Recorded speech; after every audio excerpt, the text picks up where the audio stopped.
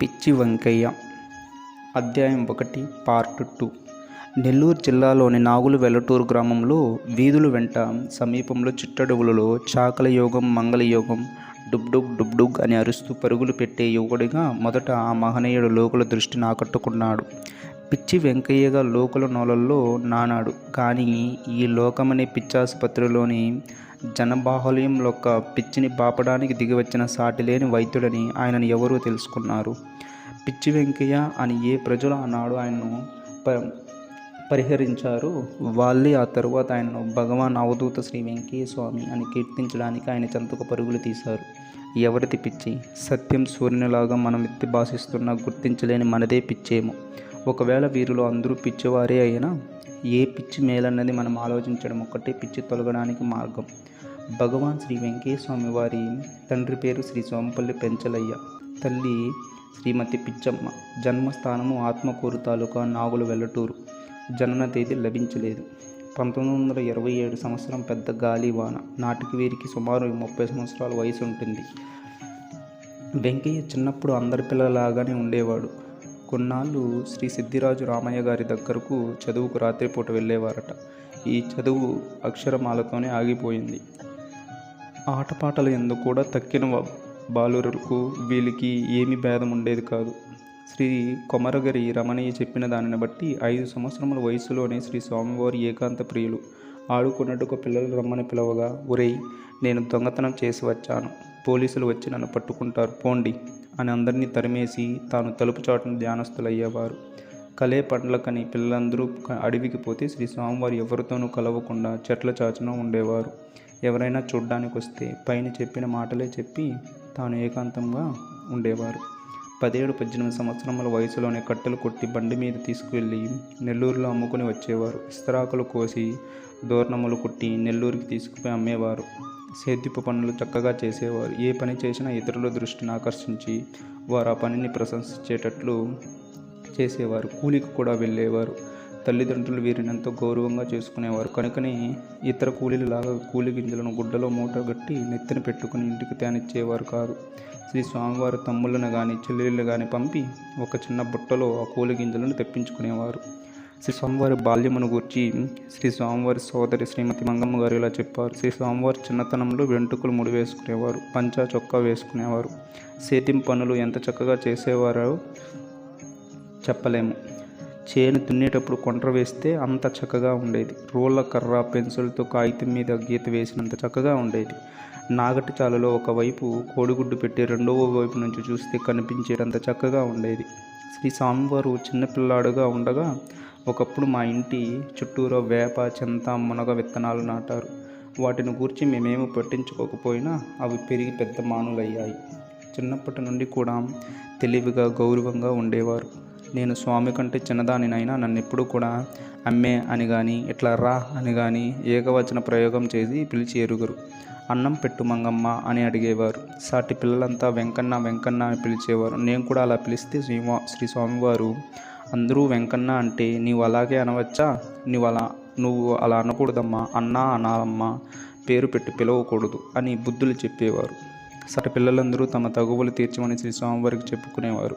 పొలంలో పేడ పోగు చేసే పిల్లలందరికీ ఈయన నాయకుడు. 16 సంవత్సరముల వయసులో శ్రీ స్వామివారి జొన్న కోత కోసి చూడముచ్చటగా ఉండేది. ఒక్క జొన్న కర్ర కూడా విరగదు. అంతా కలిపి ఉదివేస్తే ఒక్క కర్ర అయినా చెల్లా చెదురుగా పడదు. కోతంతా ఒకే ఎత్తున కొలత పెట్టినట్లు కోసేవారు. 2 మనుషుల కోత తానొక్కరే కోసేవారు. ఎంత చిన్న పనైనా శ్రద్ధగా సంపూర్ణంగా చేయగలగడమే యోగమని ఆయన బోధించదలిచారు కాబోలు. నన్ను దూరాన దక్షిణ దేశాన రాజపద్మాపురంలో వివాహమునకు ఇవ్వాలనుకున్నారు. శ్రీ స్వామివారు అంగీకరించలేదు. అప్పటికి శ్రీ స్వామివారి పిచ్చి పట్టిందనే పేరు రాలేదు. మా 3 మగపిల్లల మధ్య ఒకగానొక్క ఆడపిల్ల అయితే ఆమెను అంత దూరాన్ని ఇస్తావా అని తల్లితో తగువులాడి వారించి చూశారు. కానీ మా తల్లి పట్టు విడవక నన్ను రాజపద్మాపురంలోనే ఇచ్చి పెళ్లి చేసింది. పెళ్లి నాడు కూడా శ్రీ స్వామివారు అలిగి పెళ్లి దగ్గర ఉండకుండా పొలంలో జొన్నకూడ దగ్గర పడుకున్నారు. శ్రీ స్వామివారికి చిన్ననాటి నుండి అబద్ధం ఆడేది గిట్టేది కాదు. అప్పుడు శ్రీ స్వామివారికి 10 సంవత్సరముల వయసు. ఒకరోజు ఇంటికి బిచ్చగాడ్చాడు. మా తల్లిగారు ఇంట్లో గింజలు లేవు పొమ్మన్నారు. శ్రీ స్వామివారు, అరగంట ఆగి వచ్చావంటే పాత్ర తీసి గింజలు తీస్తారు, అప్పుడు పెట్టించుకో అన్నారు. తాను పచ్చగడ్డి తీసేటప్పుడు ఒక బక్క పశువులు ఎండుటాకులు తింటూ కనిపించాయంటే చాలు తన తలపైన ఉన్న గడ్డి మెప్పు వాటి ముందు వేసి వట్టి చేతులతో ఇంటికి వచ్చేవారు. గడ్డి ఏదని అడిగితే మౌనం వహించేవారు. శ్రీ స్వామివారికి 20 సంవత్సరముల వయసులో తీవ్రంగా జ్వరం వచ్చింది. ఆ రోజులలో గ్రామాలలో వైద్యులు, ఆసుపత్రులు లేవు కనుక అన్నం తినకుంటే 2 పూటలకు జ్వరం తగ్గుతుందనే అలవాటు. అలాగే వారం గడిచింది. శనగ ఏరడానికి పోయిన శ్రీ స్వామివారి తమ్ముళ్ళు వేరుశనగ బొప్పలు తెచ్చిస్తే అవి తిని మంచం కలుచుకొని పడుకునేవారు. శ్రీ స్వామివారు ఒకనాడు మన ఇల్లు వేలం వేయబోతున్నారు, మీరు ఎక్కడ ఉంటారు అని తల్లిదండ్రులను అడిగాడు. మనకేమీ అప్పులు లేవు, వేలం ఎవరు వేస్తారు, జ్వర తొందర పైత్యం వల్ల అలా మాట్లాడుతున్నాడు అని తలిచి వారు నిమ్మరసంతో తలంటి చన్నీటి శిరస్నానం చేయించారు. శ్రీ స్వామివారు పిలిస్తే కూడా చాలా ముభావంగా అని మాత్రమే సమాధానం ఇచ్చేవారు. అందువల్ల ఆయనకు దయ్యం పట్టిందని, మతి చలించిందని అనేక భూత వైద్యాలు, నాటు వైద్యాలు చేయించారు. లాభం లేకపోగా 1 నెల తర్వాత చాకల యోగం, జక్కల యోగం, మంగళ యోగం అని అరుస్తూ ఊరంతా పరిగెత్తేవారు. శ్రీ స్వామివారు జన సంచారానికి దూరంగా ఉండే చోట అరుస్తుండేవారు. 2-3 రోజులు కూడా ఇంటికి వచ్చేవారు కాదు. తల్లిదండ్రులు కూలి పని చేత అన్నం మూట పంపి ఆయన కోసం వెతకమనేవారు. అన్నం మూట చూపిస్తే ఆ కూలివానితో కూడా ఆయన ఇంటికి వచ్చేవారు. అన్నం తిని వెంటనే మళ్ళీ పరిగెత్తి వెళ్ళిపోయేవారు. ఒకప్పుడు ఇంటిలోని వారు ఆయన కట్టేసి అన్నం నీళ్లు అడగకుండా అలాగే కూర్చున్నాడు. అలా కట్టి కూర్చోబెట్టడం ఇష్టం లేక తల్లిదండ్రులు ఆయన స్వేచ్ఛగా వదిలేశారు. చేలల్లోనూ దొడ్లలోనూ తిరిగేవారు. ఎవరి దగ్గరంటే వారి దగ్గర అన్నం తినేవారు. అలా విచక్షణ లేకుండా అన్నం తినడం వల్ల ఆయన కులభ్రష్టుడయ్యాడని తలిచి కులబద్దులు వారి నాలుక కాల్చాలంటారు కొందరు, కాల్చలేదంటారు కొందరు. అంటే కొంతమంది ఆయన నాలుక కాల్చేయాలంటారు, కొంతమంది వద్దంటారు. ఎక్కడెక్కడో అడవిలలో తిరిగినందువలన గుడ్డలు చీలికలుగా చినిగిపోయేవి.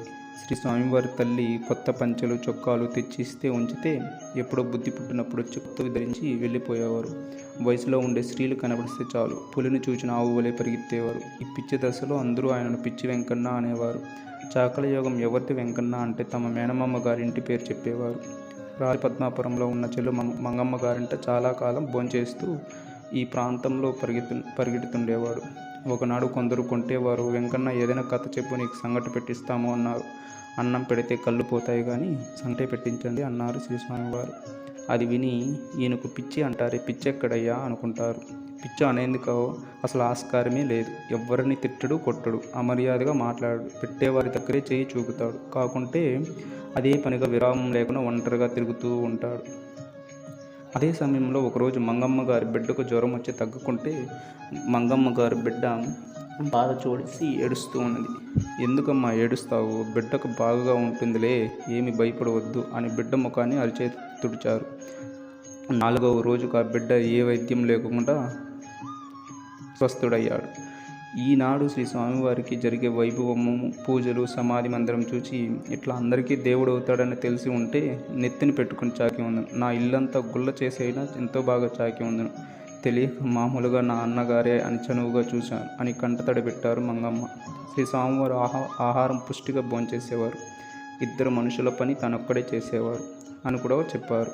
శ్రీ స్వామివారు ఉన్నతావస్థలో ఉండగా కపిలి బావిలోకి వాలి ఉన్న చెట్టు కొమ్మలకు తన కాళ్ళను పెనవేసి తన కాళ్ళు ఆ కొమ్మకు వేలాడదీసి తల కిందకు పెట్టి చూసేవారు. పట్టు తప్పి బావిలో పడిపోతే మరలా బావిలోని నీటి నుండి గట్టుకు ఎక్కి వచ్చి మరలా అలాగే వేలాడవారట. ఇటువంటి సాధన సాయిబాబాకు వారి గురువు విధించినట్లు అలానే మరికొందరు మహనీయులు చేసిన వివరం ఈ శ్రీ సాయి లీలామృతం అనే గ్రంథంలో చూడవచ్చు.